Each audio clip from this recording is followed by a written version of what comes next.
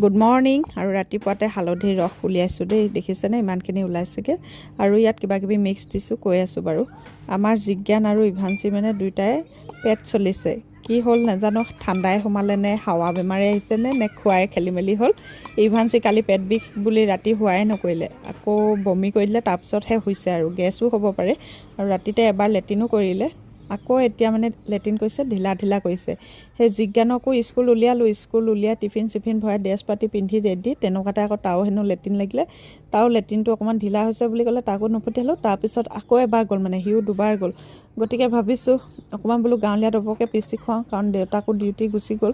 ইহঁত দুটাক লৈ মানে মোৰ মেডিকেল যাব নোৱাৰোঁ আৰু, গম পাইছেনে, যাওঁতে যি উৎপাত কৰে নহয়। গতিকে দেউতাক অহালৈকে বাট চাব লাগিব।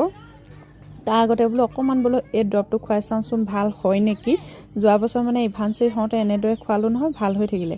ইয়াত হালধি দিছোঁ, দুপৰ টেঙা দিছোঁ আৰু দুবৰি বন দিছোঁ দেই।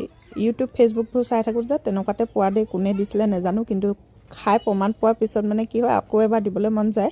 গতিকে বিজুৰীয়াকৈ দিলে ভাল হয়। মই 11টা দুবৰি বন, 5টা দুপৰ টেঙা আৰু হালধি দিছোঁ। তাতকৈ অলপ বেছি দিব পাৰিলে ডাঙৰৰ কাৰণে ভাল, আৰু ইহঁতি যিহেতু সৰু কাৰণে মই কমকৈ দিছোঁ আৰু দুইটাকে খুৱাই দিলোঁ। ইহঁতি বাৰু এনেও হালধি ৰসটো খায়, আৰু মধুৰি পাতটো দিলেও ভাল হয় বুলি কয়, কিন্তু খাবলৈ বেয়া পায়। আৰু ময়ো খাই দিছোঁ, অকণমান আগতীয়াকৈ এডভান্স হৈ আছোঁ দেই। আৰু বৰপাইকেও খাই দি থৈ আহোঁগৈ।